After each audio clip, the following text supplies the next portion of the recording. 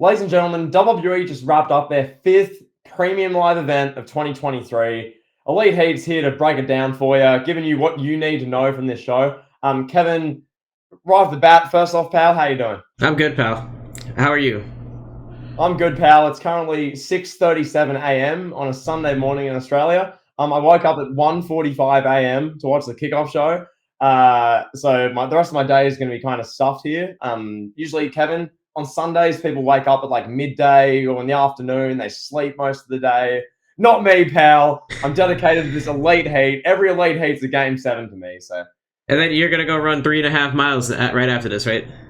I mean, pal, I'm an athlete. I'm a primal specimen. I'm like Brock Lesnar, pal. Gotta love it. Since it is Sunday already for you, that means you've seen Double or Nothing too. So look at that. Oh, of course. Yeah. That's totally how it works. Yeah, of course. Yeah. All right, pal. Let's get to it. So Yeah. we got a number of things here to discuss. I think the biggest storyline that we should be discussing right now, off top, is the Usos, and specifically Jimmy Uso. Jimmy Uso turned on his cousin, the tribal chief, the head of the table, Roman Reigns. And you could see like the fear, the trembling within Jey Uso. He looked like he was gonna have a panic attack just at the sheer thought of his cousin turning on his brother turning on his cousin. And the one thing I want to say about this, so I thought the panic attack thing, I thought it was good storytelling. You know, Jay's like, I've been there, done that. Roman's beat my ass for like 4 months in a row before I conformed. It's like you've seen how this plays out is basically what he's telling Jimmy. And Jimmy's like, nah, we should have done this a long time ago. And I said this to you in our messages. Jimmy Uso sounds like a wrestler from back in the day. He talks like somebody, but I cannot put my finger on it who it is. He talks just like them. There's another wrestler he sounds identical to. Do you remember? You got any ideas? I don't have a name for you. I'm sure for all the listeners on the audio platforms, just by the way, if you're listening to this on Spotify, Apple, whatever you're listening to this on, if you're not listening on one of those platforms on the audio onlys, take a listen on there. It goes a long, long way for us. We appreciate all the YouTubes as well. Everyone listens to us on there. But yeah, any of those audio only platforms, it is incredible for us. So anyway, Kevin, that being said, I don't know. He sounds like someone, but I can't put a finger on either. So, all right. So what do you think about this? Talk to me about the ending of the main event. The downfall of the Bloodline. Is that what we're seeing? Yeah. What I will say, firstly, my main takeaway watching the match itself, because it went for like 25, 26 minutes, I think. Yeah. My main takeaway is that Roman Reigns, in my opinion, I was thinking during the match, he's a better multi-man match wrestler than he is a singles guy. And when you look at the Shield, you look at the Bloodline matches, I thought War Games, the Survivor Series was excellent. This was perfect. Reigns, the facial expressions, the stuff around ringside, the acting, how he gets to slowly tag himself in and, do damage. And it fits his style as the tribal chief way better. That was just my first thought. I'll get your thoughts in a minute on that. But generally speaking, yeah, they did something. I was watching this going, are they just going to end the show with them teasing a bit of tension again, or are they can actually do a big moment? And they did. Jimmy Uso, as we predicted, I must say, shout out to us. Yeah. During our preview, you knew the Usos would get involved. We said there'd be some kerfuffle, there'd be a ref bump, Usos would be involved. Pro Sikoa takes a pin, Reigns gets screwed, Reigns is angry at them. Basically, exactly what happened. The Usos come out, they're late in the match, they beat up Owens, they toss the announce table on him, and you're thinking to yourself, okay, where's this going? The referee's down, Usos get in the ring. I love the spot where they do the double super kick to Sikoa accidentally when they're going for Zayn, and then Roman Reigns, they panned him at ringside, and he's like, at rings. It was the funniest, like, Reigns' reaction, if you haven't seen that, his facial expression, it was like, not as good as Vince McMahon from WrestleMania 19 when they had him with the blood. He was just like, this incensed face. Like these iconic facial visuals. Reigns' face there was excellent. But yeah, Kevin, to be, I guess, discreet with it, I thought it was a great way to end the show. There's a bit of movement in this storyline.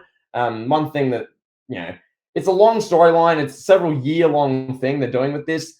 There's pay-per-views after pay-per-views that end with they'll look at each other or they'll tease stuff and nothing actually happened. Something happened here. So that's the main takeaway. Kevin, over to you. What did you think? Did you like it? Talk to us. I like the tease too between Kevin Owens and Sami Zayn.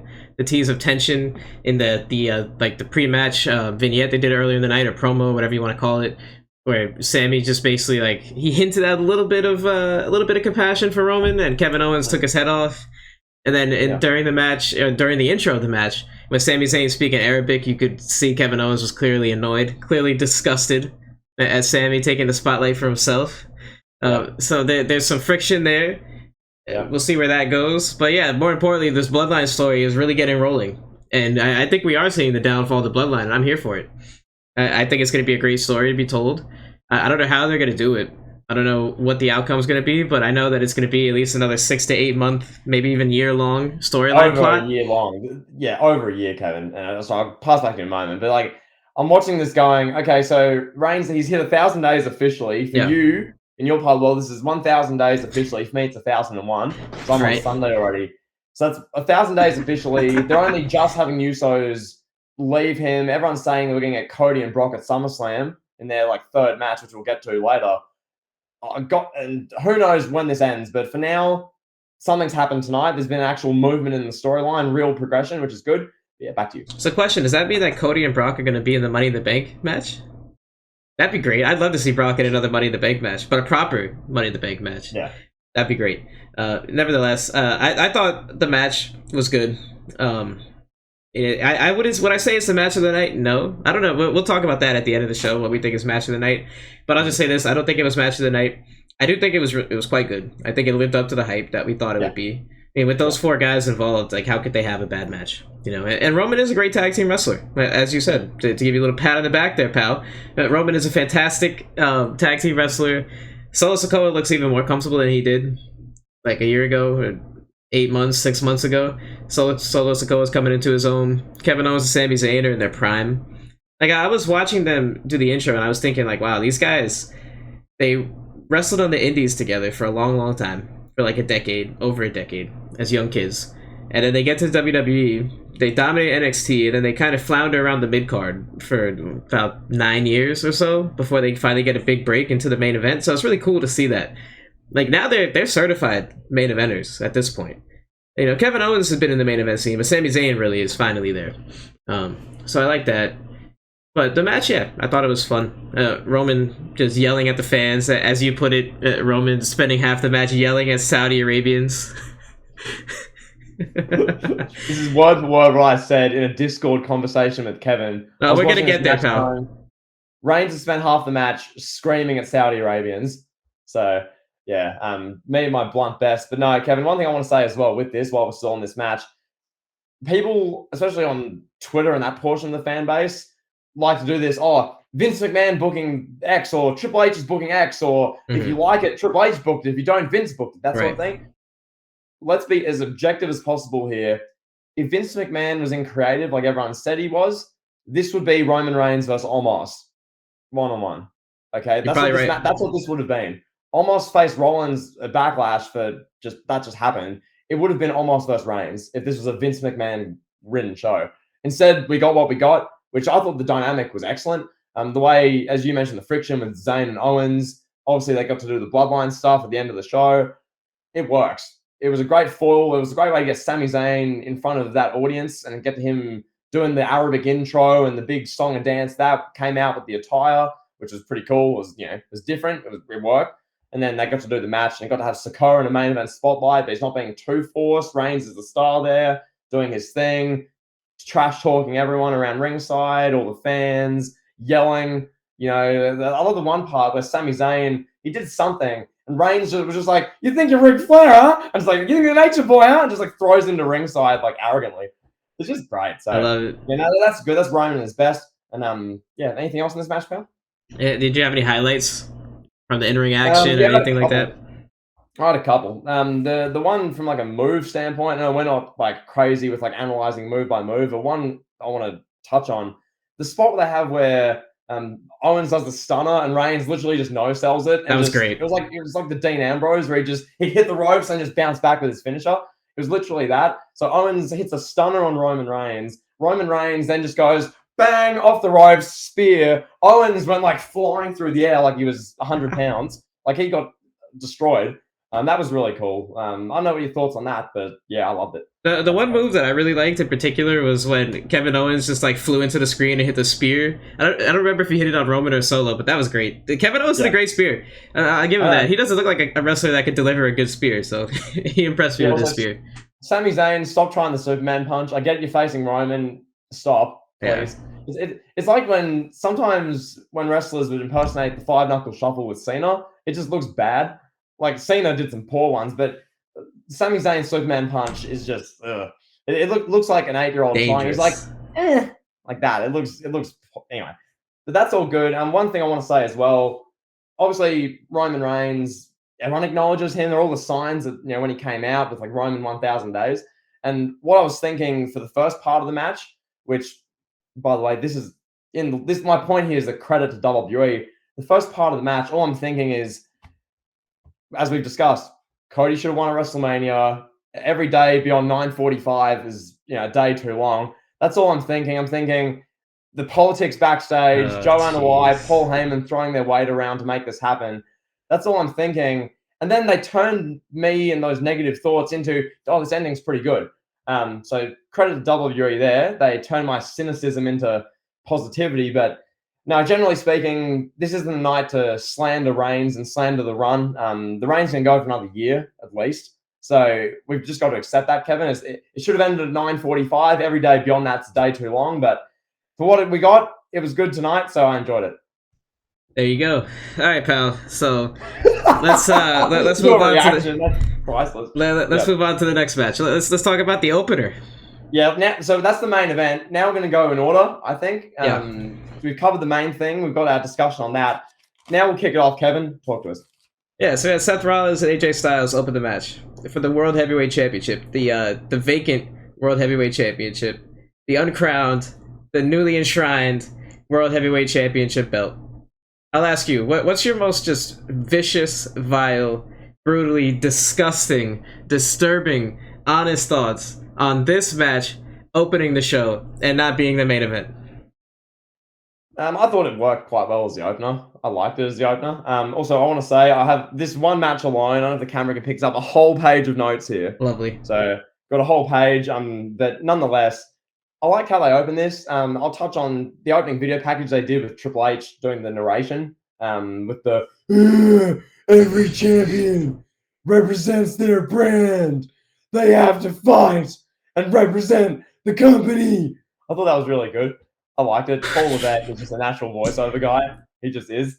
So that was that. But Kevin, to your beautifully posed question about AJ Styles and Seth Rollins, this match was really good.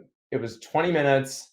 It was entertaining right the way through. Kevin, one thing I will say about this, and I'll throw to you on this, I'm sure you and anyone listening similar, in 2023, if a match can make you not look at your phone or not lose interest or not get distracted, they've done a good job.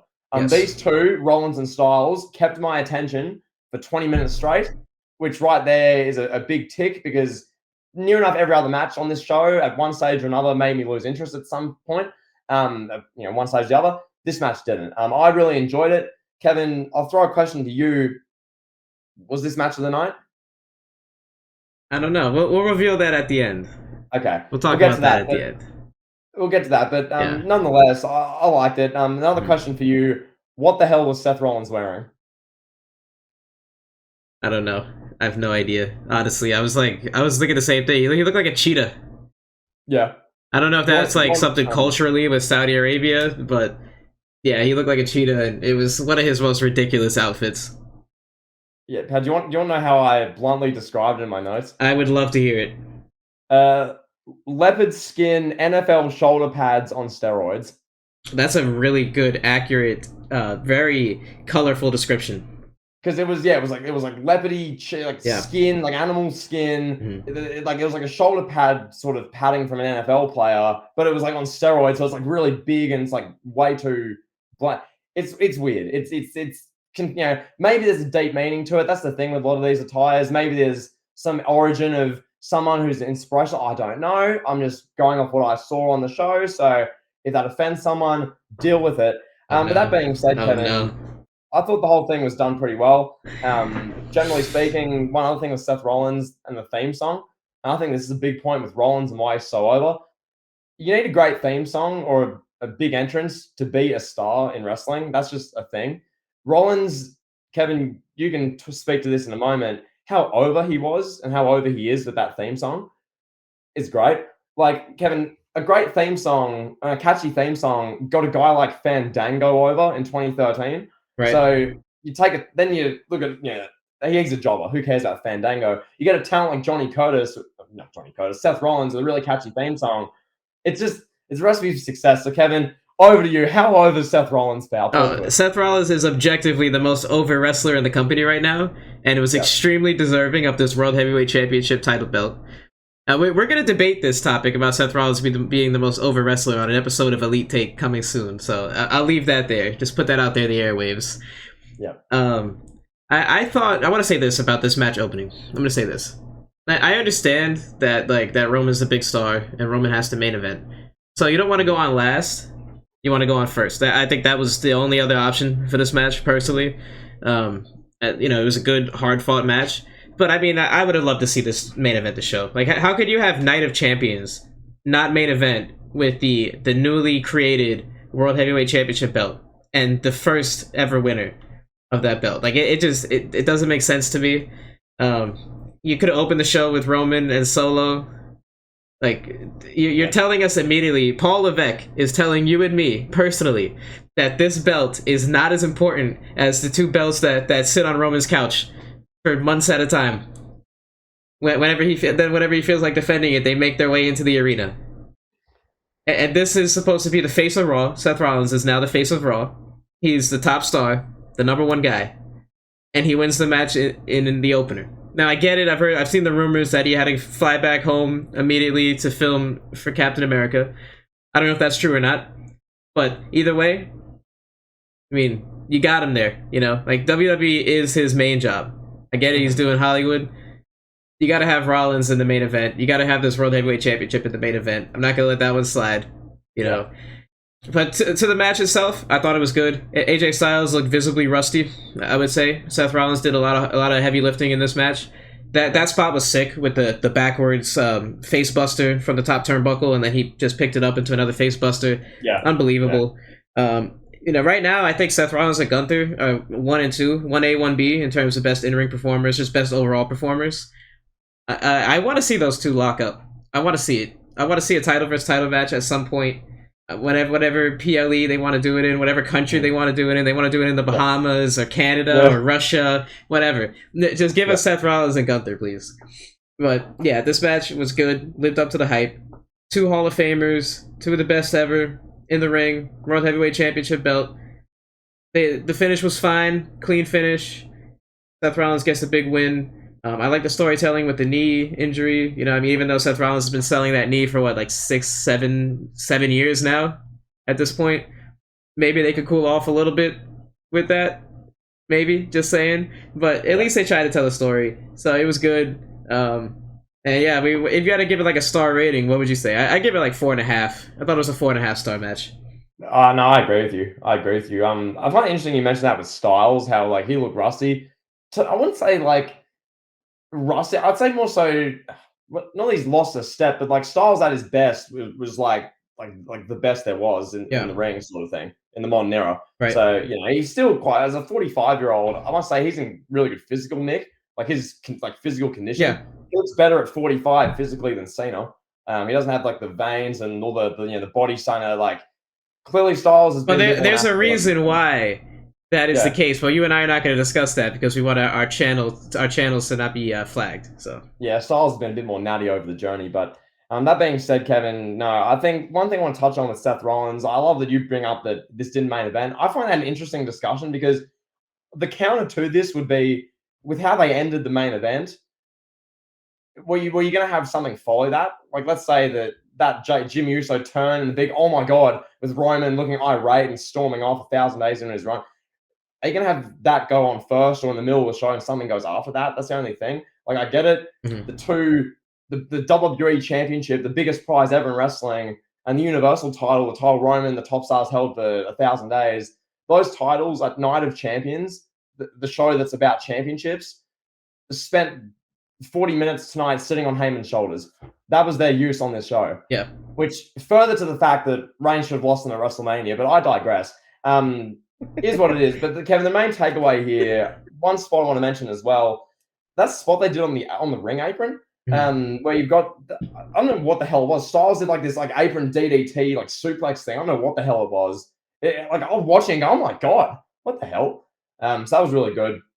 And one thing I want to say to you as well, Kevin, and just to bring this up, Seth Rollins in the interview later in the night with Saxon brought this up, and then Corey Graves was yelling this on commentary at the end of the match. Corey Graves said, quote, "Change is here," with Seth Rollins as the champion. Now, Kevin, Seth Rollins has been on the main roster for 11 years. He's been at, I think, 9 WrestleManias. He's had 2 World Championship reigns previously, one of which was the worst of the modern era in 2019, and the other of which is contentious. I don't think it was that good in 2015.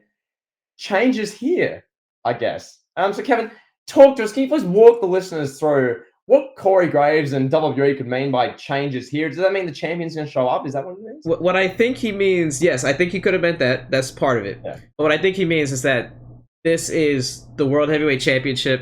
This is a sign that Triple H is here to stay. You know, this is a sign that Vince McMahon is not coming back.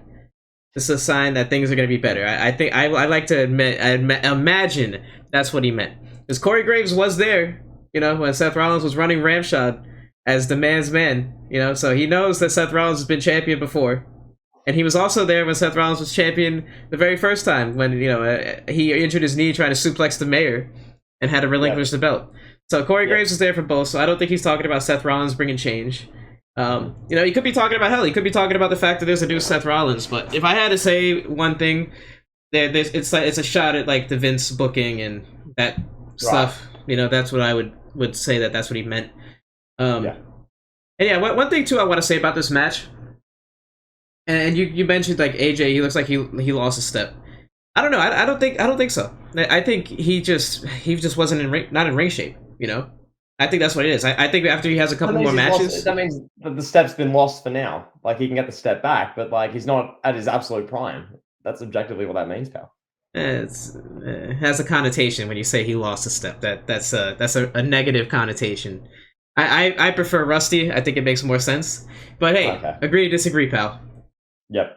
So no, but like I was saying about AJ Styles though. Go ahead. Sorry, finish your point. Go on. Yeah, I was just gonna say about AJ Styles. I think maybe we'll see another match with him and Rollins. That seems like maybe an ideal thing to do for Money in the Bank.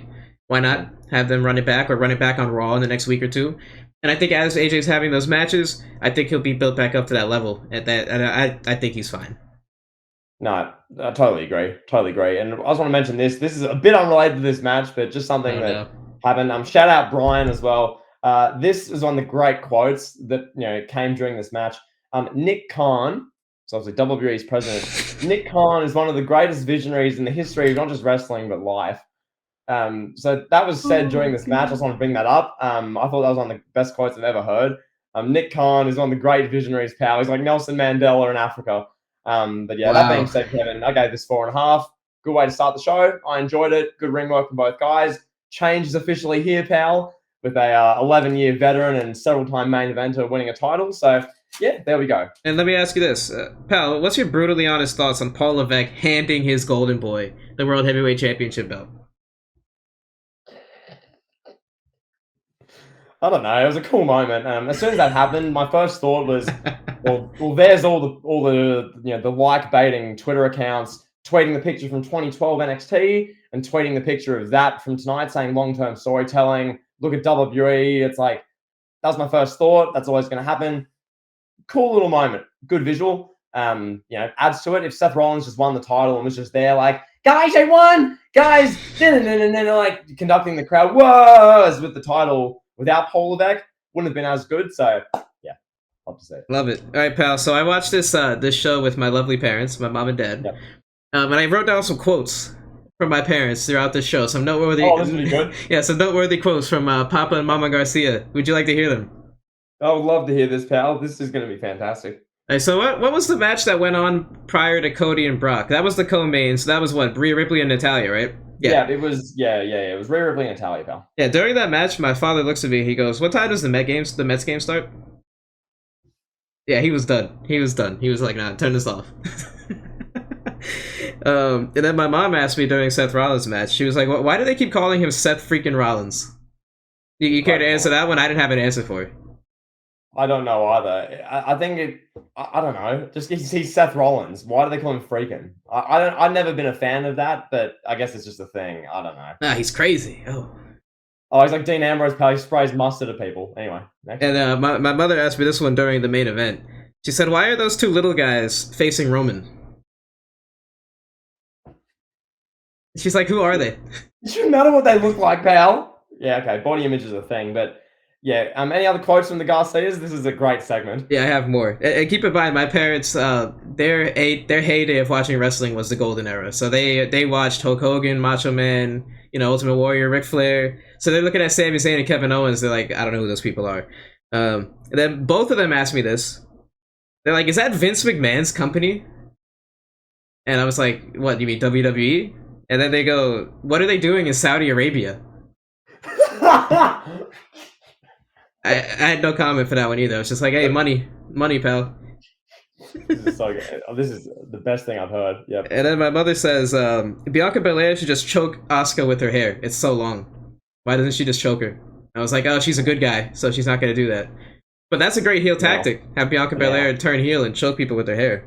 Yeah. And when Dominic Mysterio was jumping into his woman's lap and she was holding him like a child, my mother looks at me and she says, "That's Rey Mysterio's son?"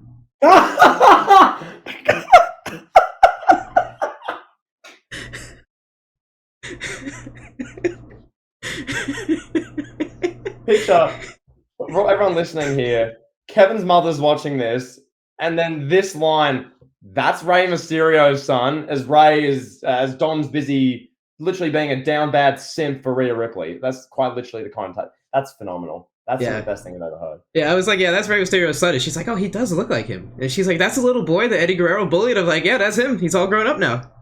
Look at that." Are there any more quotes from the Garcias? Yes, I got two more. Keep going, and then on a transition before we get to the Becky match. I've got something to say, so go on. Yeah, last two. I know this is kind of long. No, this is great. My dad looks at me during the main event, and he's like, "Wait, these guys are all family and they're fighting? Well, if the money's good, I guess." They're logical people, that makes sense. Right, exactly. And then my mom confused Seth Rollins for Roman Reigns. When Roman Reigns came out for the main event, she was like, "Wait, I thought he wrestled already." And I was like, "No, that was Rollins." And I was just like, How did you get that?" But I thought that was funny. All right, that's the end of my parents' quotes. Yeah, no, that's excellent. And I'll transition into something that was great. So we've just finished the opening match. We transitioned backstage. Cody Rhodes is backstage with the doctor. He's getting his Z-Pack and painkillers from Dr. Amen in the trainer's room. I just thought this segment, I don't know, it's something ever since the Art of Wrestling podcast with CM Punk from 2014, where he publicly shat on the WWE doctors for like 20 minutes, saying that they were irresponsible and they tried to kill him and all that sort of stuff. He said that shoot interview that wasn't a shoot interview. Ever since then, I see doctor segments in WWE and I just laugh. Like, I'm seeing Cody in the trainer's room. He's wincing. He's like, But they're poking his arm. He's like, And like you said, another doctor in the background's playing with the table, trying to look busy, like faking, that he's doing his job. This is a nothing segment. It had no, real benefit to the show, but I just found it funny, Kevin, all things considered, with our boy Phil Brooks and his history with the WWE doctors. So there you go. Yeah, I have nothing to add to that. So I'm just going to go to the next match. And also for Kevin as well, the Street Profits are in attendance. Oh, yeah. This is the first of 4 times I had superstars throughout the show. All of these wrestlers should have been doing something more meaningful, but we'll get to that. Anyway, let's move, Kevin. It talks to the next match. Yeah, so we have Becky Lynch versus Trish Stratus. Neither one of them had their work rate on display. That's unfortunate. But, Saudi Arabia, pal. What can you do? So, actually, I thought this match was really good. Honestly, this might have been Trish Stratus' best in-ring match ever, in all honesty. I think it's up there. Becky Lynch is in her absolute prime. Becky Lynch showed today that, in my opinion, she's a better worker than Charlotte Flair and Sasha Banks and Bayley. I think she's the best. In this match, she showed that? Yes. Yeah, she carried Trish Stratus to a good match. A near 50-year-old Trish Stratus, who is not known for in-ring work, to a good match. You can see the gap between the skill that Becky Lynch has and the skill that Trish has. Go back and watch the match, and you'll see what I'm saying. Like Becky was like the ring general here, you know. Um, Trish is okay as a heel. It's not they're both kind of acting heelish, and they're both acting like a baby face. I'm gonna cheer for Trish. Trish is one of my favorites of all time. I don't care what she's saying. I don't care if she's cutting I deserve better promos. I don't care what she's doing. She's not going to be a heel for me. But what do you think of this match? Well, Kevin, the main note I took on this, I'm going to read this. This is word for what I wrote. All right. Trish Stratus working in Saudi Arabia is nuts. Yep. She's famous for bikini photo shoots, stripping, and being a model. Oh. Now she's working in Saudi. As you mentioned, no work rate was on display for obvious reasons. They're in Saudi Arabia. They're not like there yet with this stuff where you have Trish Stratus being half nude in front of that audience. But I just found it insane. I'm sitting there watching it, going, "Oh my god!" Like it was only just Trish working in Saudi Arabia. What yes, she's 47 now. This stuff was like 20 years ago, where she was just at the absolute the height of like raunch and the height of Trish basically with the bra and panty stuff. But I'm watching. This is incredible. This is something you never thought you'd see. If you told, if I told you, let's say in a hypothetical, Kevin, it's 2015. We know each other. We're talking wrestling. Right. I tell you, it's 2015. Trish has been retired for a decade. WWE has no relationship with Saudi Arabia. I tell you, Kevin, you see this Becky Lynch in NXT. Well, she's going to be like this top female wrestling star. Trish Stratus is going to be back wrestling her in Saudi Arabia. You'll be like, sorry, are you high? Trish, Saudi, what? And that's what we got. This match was, I thought it was good. I saw Art Carter give this 2.25 stars, and he said it nearly put him to sleep.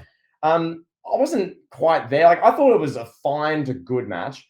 Sounds like you enjoyed it a bit more than I did. I don't think it was bad at all. They played it off where Trish was beating up Becky for like 5 to 7 minutes early on. Trish was getting her offense in. They were like going turnbuckle to turnbuckle around the ring with Trish slapping or like hitting a move on Becky and then rubbing into the crowd and taunting and then hitting another move, and they really sold it.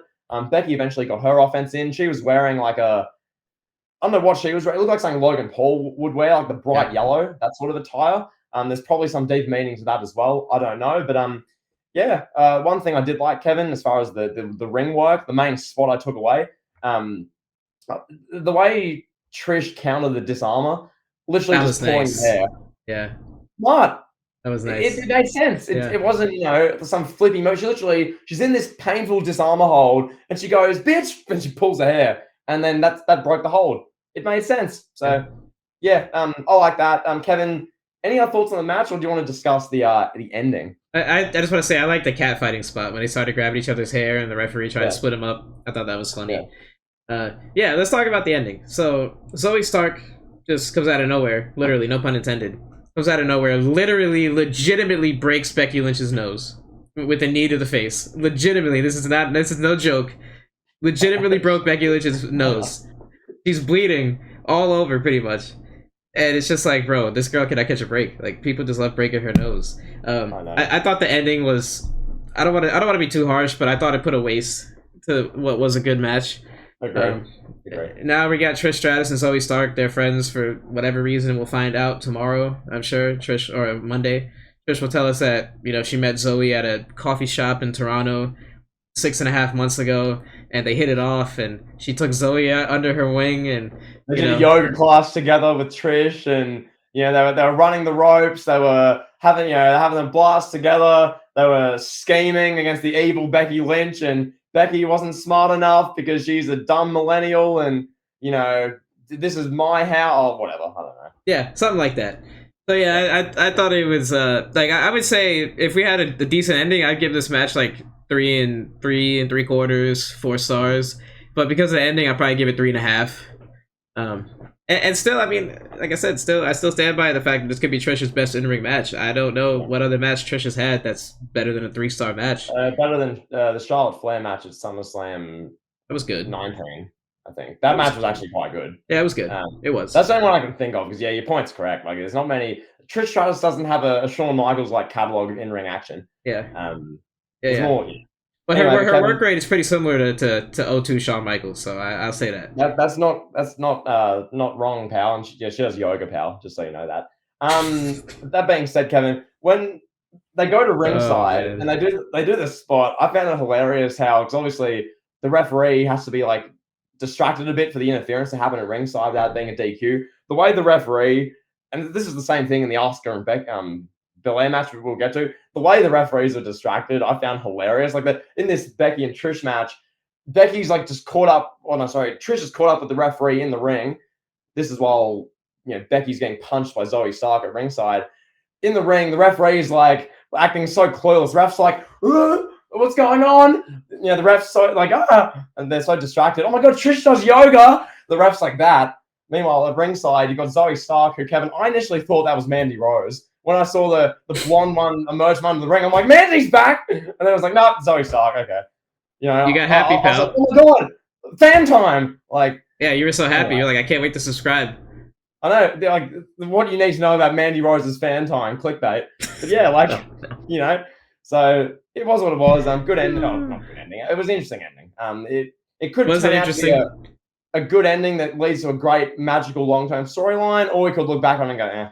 I don't think my fish liked the ending, so yeah. Pal, your fish probably defend Roman Reigns winning at WrestleMania. They do. Anyway, they're good fish. Yeah, I gave the match 2 3/4. Any other thoughts on that one, pal? No. Or do you want to move? No, let's go to the next one. Yep. So next we're into Gunther and Mustafa Ali. Mustafa. Oh, I have something to say about this. There was nothing really in between. They went straight into this. It was a good video package of Ali. In his, I guess, home sort of nation. Sort of, he's wearing the attire. He's attending, some gatherings and whatnot. He's talking about how much it means to him and the culture and all that, which was cool. We talked about this Backlash quite a bit. I like this presentation at these events where they have someone who is either from the place or shares the culture or has some connection to where they are. Just presenting them well.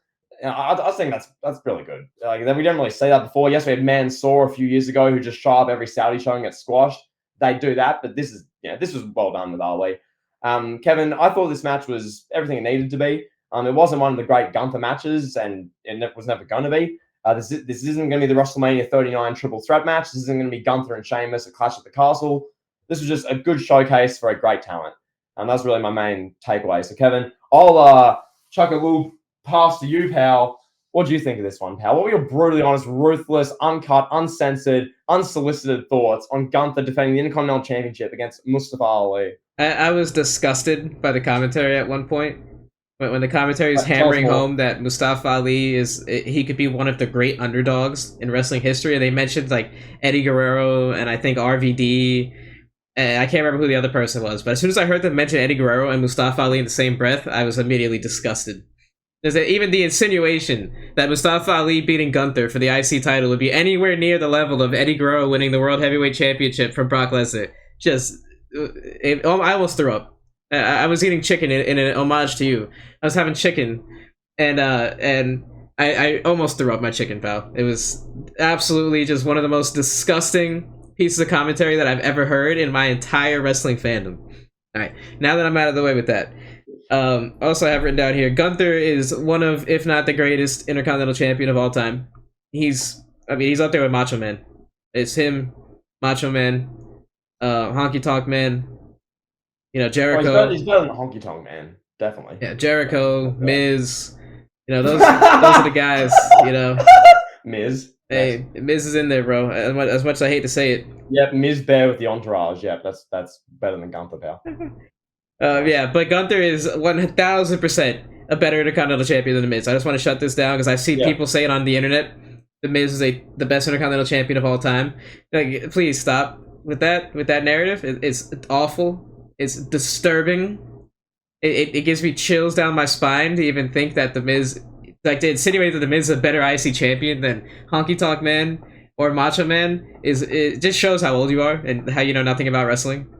And Gunther has immediately not only has he lapped Miz. I got 1 second. Not only has he lapped him, but he's completely just like he's like Olympic jumped over Miz all time. He's cleared him, pal, by like 100 feet. Kevin, The only comparison I could make when you're comparing Gunther's Intercontinental Championship reign to The Miz, it's like you take Usain Bolt and put him against like under 16s women's sprinters, and it's like, oh my god, he's literally finishing like 15 seconds ahead. He's just so far clear. That's what this is, Kevin.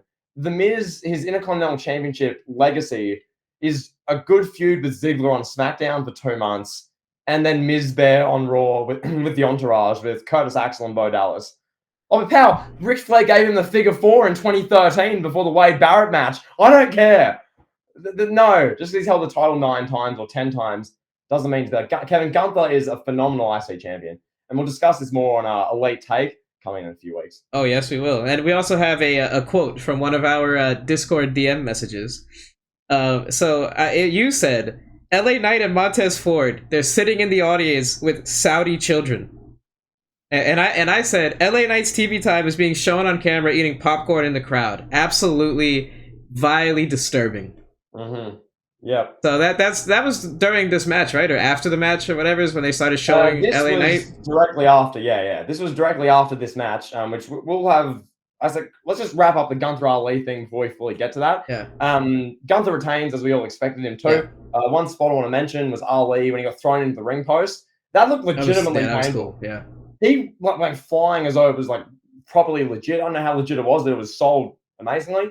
That was great. Ali had a little flurry. He had a good 450. Ultimately, Gunther with the running drop kick and then into the powerbomb gets the win, as he was always going to. Good stuff. I gave it 3 stars. It was a fine, good match. Yeah, it was good. Yeah, it was a showcase for Gunther, and it was great for Mustafa Ali to get his moment. And yeah, that's it. Now let's talk about it. Talk about the TV time, pal, for LA Knight and Montez Ford. Oh my god, Kevin, this was a thing at WrestleMania, and I went off in the review at WrestleMania over this. I was like yelling, where I was shouting, do this on Raw, with regards to these DraftKings ads that took 3 minutes, whereas LA Knight is literally getting no TV time. Look, LA Knight sitting with Saudi children in the audience. We don't care! Do something with him! Paul! Like, come on! Wait, I have a question. Hold on, I have a question. I'm sorry, before you go. I didn't mean to cut you off. What brand is LA Knight on? SmackDown, right? Yes, he's on the same brand as Grayson Wallace. And the United States champion did not have a match at Night of Champions. Just saying, LA Knight versus Austin Theory. Please continue. Exactly. Or at least do a segment, anything. WrestleMania, it was, guys, look. Well, no, it wasn't even on WrestleMania. That's what they did with Lashley. So LA Knight didn't even get a moment at WrestleMania over 2 nights, which reached 4 hours long. Now we get to this show, and literally get him sitting in the crowd next to just some people from Saudi Arabia, and he's just there. And look, I'm not asking him to be main eventing in Universal Championship matches, but for God's sake, Kevin, I mean, the guy's not getting any younger. Do capitalize on this great talent while he's around and he's still fairly a little bit youthful. Before he's 46 and the sun's gone down on a potential big run for him. Come on. I'm watching this going, this is a joke. And you mentioned Montez Ford and the Street Profits. Hopefully in the coming months they'll have some big things with Belair, as we'll get to in a moment. But yeah, no, there was that. I mean, Karrion Kross was at ringside, whatever. They showed Omos at ringside, whatever. It was really, LA Knight one was the big one. Because Omos had a WrestleMania match against Brock Lesnar. He had a match against Seth Rollins 3 weeks ago. Omos is just fine. But LA Knight, he can't get off the ground with momentum. Did you see his backstage segment? Omos, did you see his backstage segment? Tonight? Yeah, he was. I think it might have been only on socials. He was getting a haircut. Oh, that, yeah. He was getting a haircut, and he just said that he's next in line to face Rollins. So that was great. Well, at least there's a bit of direction with him. With LA Knight, Kevin, in 6 months, he's had a pitch black Mountain Dew match with Bray Wyatt, which is going to win Worst Match of the Year award from Wrestling Observer and all the publications. So there was that. He's done what else? He's had a match or 2 with Kofi Kingston and Xavier Woods on SmackDown. Right. We'll move on. We can do a whole 15-minute thing about this in the show, but this is about Night of Champions, Kevin. Anything you want to say on this, or can we move on? No, but let's talk Bianca Belair versus Asuka. Yeah. So the finish that a lot of people hoped for. The underdog won. Asuka got the big win. Do I want to say that it's anticlimactic? I don't know. I don't know if that's the word I want to use, but we didn't really get a great story with a great payoff. It was just kind of like, all right, Asuka's taking the belt from Bianca. Finally, we got a new champion. The scenery around Raw is going to change.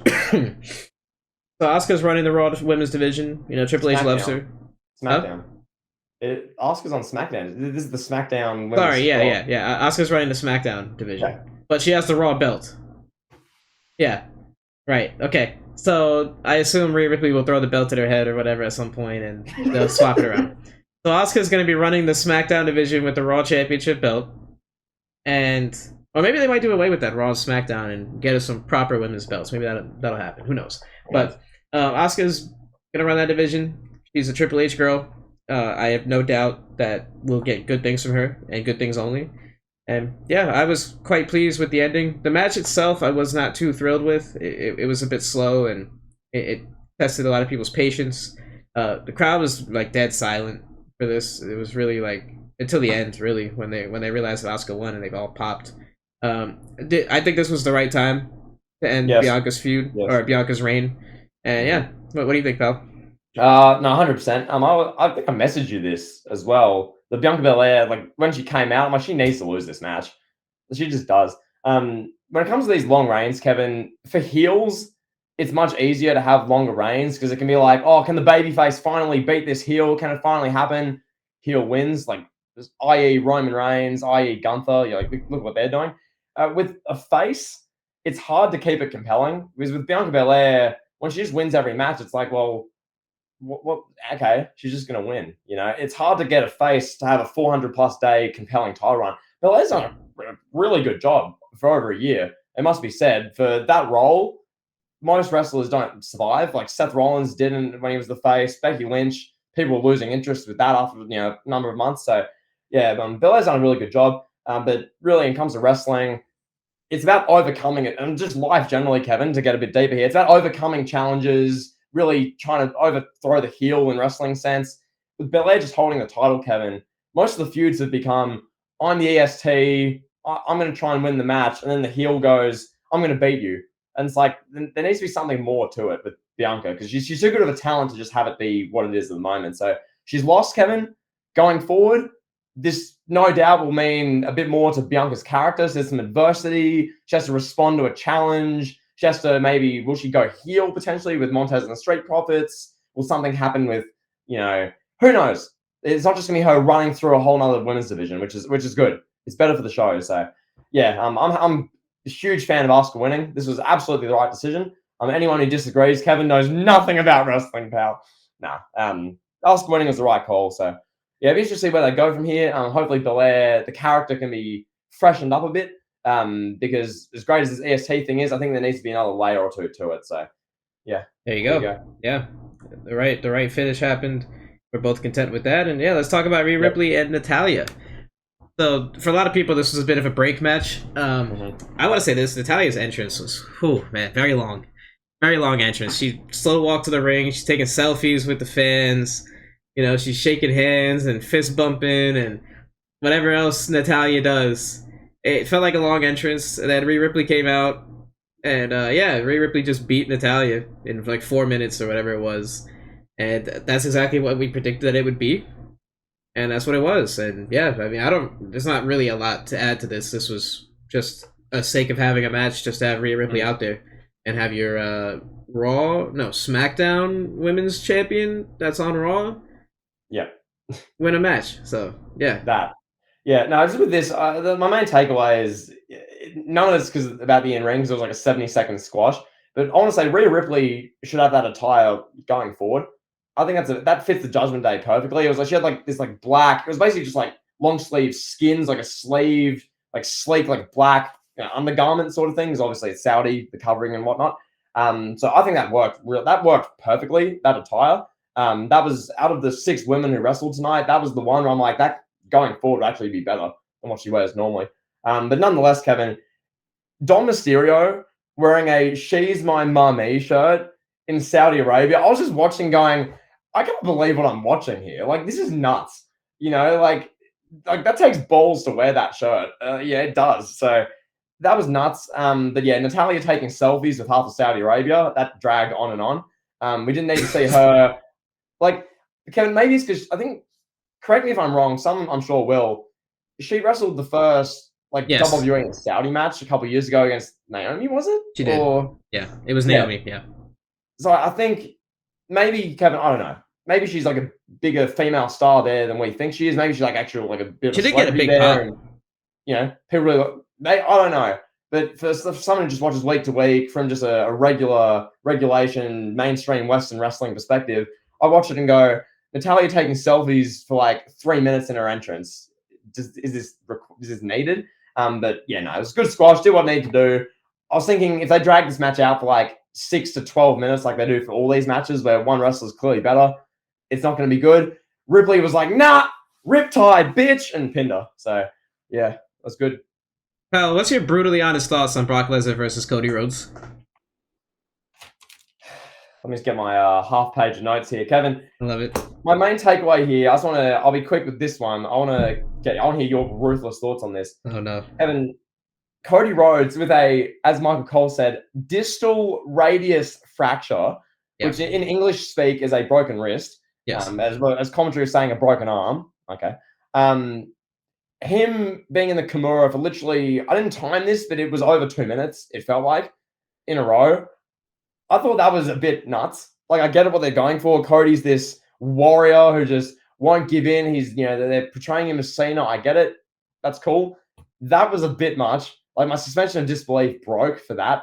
The thing was with, say, WrestleMania 13, Kevin, when Austin was in the sharpshooter for like a minute and a half, he was fighting, and then he had to give in because the move was too much.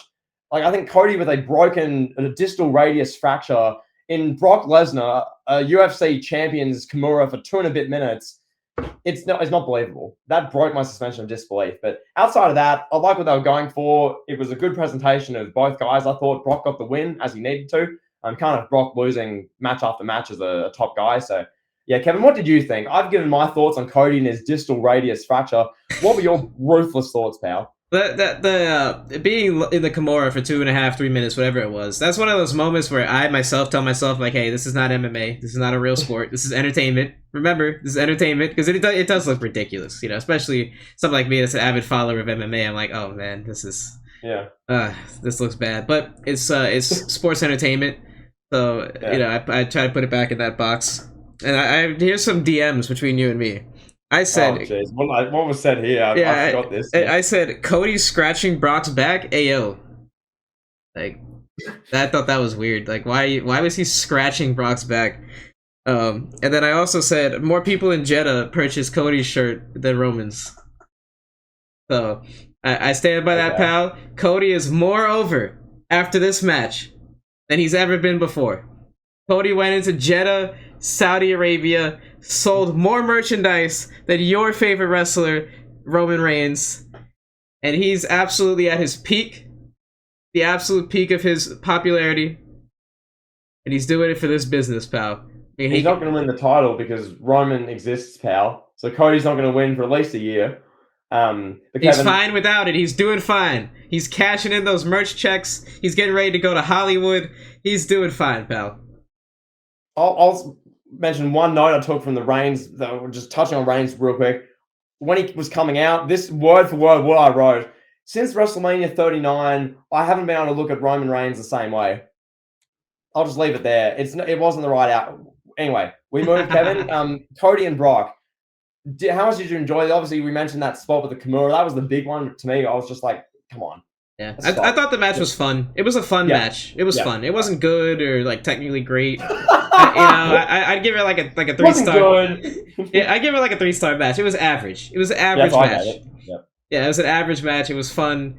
But an okay use of Brock Lesnar. Clearly, based on the finish, we're gonna get a rubber match. I think. Since Cody passed out from the pain of his fractured wrist, or how did you phrase it? Distal. So as Michael Cole told us 6 times during the match, a distal radius fracture, which in English speak is a broken wrist. There you go, a distal radius fracture. So he passed out from the pain for that fracture, and we haven't really seen a real, true, definitive win yet. So I assume these two guys will be in Money in the Bank, which would be great, and then we'll get their the rubber match at SummerSlam. Maybe we'll get like a hardcore match or a street fight or something. But what do you think? I was going to say one thing on this. Now, there's been a bit made about the story for this match and how, coming out of WrestleMania, all Wade Barrett had to say and all they could really present was Brock was, I guess, annoyed with his spot or something because he had to wrestle early in the show. Right. I was thinking during the show, what would be perfect is if they did something and they implied it to where Paul Heyman, because he has connections with Brock and all the history they have, Paul Heyman is using Brock as like this mercenary to buy time to keep the title on Roman because Paul Heyman knows that Reigns can't beat Cody. So Heyman sent his boy Brock after Cody to injure him, fill in time, try and make sure Cody loses some of his momentum. If they told that story, I think I'd be more in favor of it. Yeah, 100%. Like what they're doing is good stuff, no debate, with like Brock bleeding and all this stuff. It's cool. But I think it could be taken another level if they just told a bit more of a story there because of the connections involved. Maybe, Brock's just the mercenary monster who's used to get Roman to 1,000 days because Heyman knows that if Reigns and Cody had a match at Backlash, Cody would have just won. So they're trying to get Reigns ticking over milestones and using Brock to, distract Cody, that sort of thing. But nonetheless, Kevin, I like what you're saying there. I think Money in the Bank would be a perfect spot for both these guys. It gets them through a pay-per-view. They can do their spots. They can have Brock throw Cody off like 3 ladders and like Cody can land face first on the ladder or something. I don't know. And then they can get to SummerSlam and do either a no holds barred or a Hell in a Cell. I think this feud will warrant a Hell in a Cell or a no holds barred. As long as they don't do last man standing, because they did a last man standing match with Brock last year. We've seen that. No holds barred or that would be perfect for SummerSlam. So there's that, Kevin. One more thing I want to say before I'll throw back to you for any other thoughts. Watching this match, obviously Cody has the big thing, the brace thing on his arm.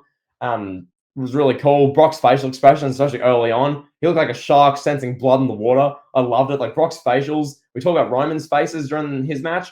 Brock's faces were just as good during this. And to me, watching this match, especially early on, it was like watching the 2018 Cavs versus the 2018 Warriors. Like Cody was like the Cavaliers. He's like LeBron. He's fighting, against all the obstacles because in LeBron's case, his team literally sucks. He had no one against this dominant powerhouse juggernaut, and that was Brock Lesnar, or in this analogy's case, the 2018 Warriors. That's what the match felt like. It felt like a Cavs-Warriors sweep, where, once again, after that sweep, Kevin, LeBron distracted the media by which team is LeBron going to? Let's forget that he got swept. Let's talk about which team LeBron's going to, Kevin. Now we're getting that with LeBron retiring and this sweep he's had with Jokic. So nonetheless, Kevin, we won't talk basketball here, pal. That's a whole nother show in itself. Any other thoughts on Cody and Brock, pal? You covered it pretty well, pal. I think we're ready to get out of here unless you have any final thoughts. I wrote this like 4-line note once again about Cody not winning a WrestleMania. I'm stuck on that. But nonetheless, Kevin, overall, let's just wrap this up. Let's give our ruthless overall wrap up of this show. I give this show a 7.5 out of 10. I thought good show. Was it a great show? No. They could have probably done the match ordering a bit better. It felt like the show started with a high and then did kind of like this. And your interest is going down, then Asuka won. I was like, oh, okay.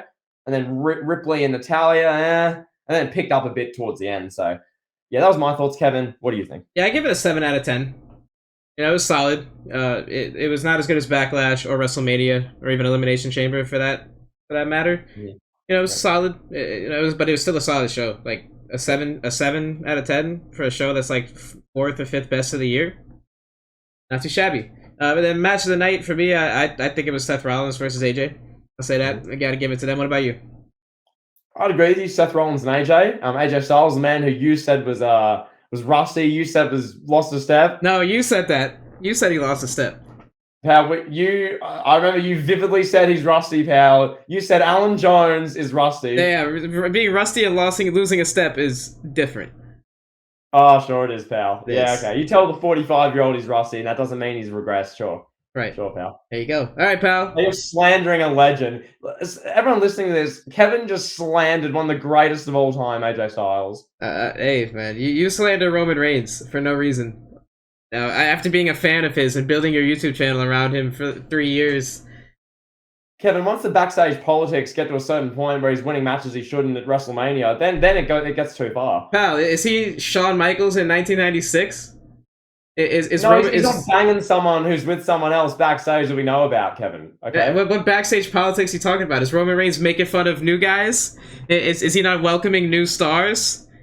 You know, like when Gunther came in, is Roman Reigns belittling Gunther? Like, no, this is my territory. I own this. I own this some more. No, like, I don't know. Like, What backstage politics, pal? Triple H made the right decision and said, you know what? Roman, you're gonna keep the title, and that's it. There was no backstage politics.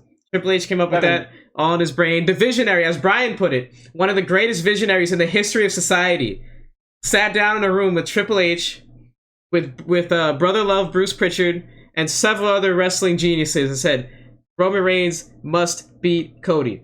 That's it. That was the end of the politics. And I know it. Cody Rhodes in 2023, WrestleMania 39, was the biggest victim of circumstance of any talent of a wrestling. Kevin, if Roman Reigns' run wasn't 2 months away from 1,000 days, Cody wins that match 900 times out of 900. You know it, and I know it. But the fact of the matter is, Kevin, Roman 1000, which is now all we're going to see for months, pal. There's a Roman 1000 celebration on SmackDown. Great. Roman 1000 t-shirts. Yep. Roman 1000 this, Roman 1000 that. As I said, you're better having a legendary reign end when it should end, as opposed to going too long, Kevin. 6 weeks off TV. Now he's in a feud that doesn't even use the titles. Exceptional. There you go. Brilliant. All right. Well, that's the end of our lovely review of Night of Champions 2023. Yeah. Jimmy's a little salty, as you can see. And we'll talk to you guys in the next one. Peace.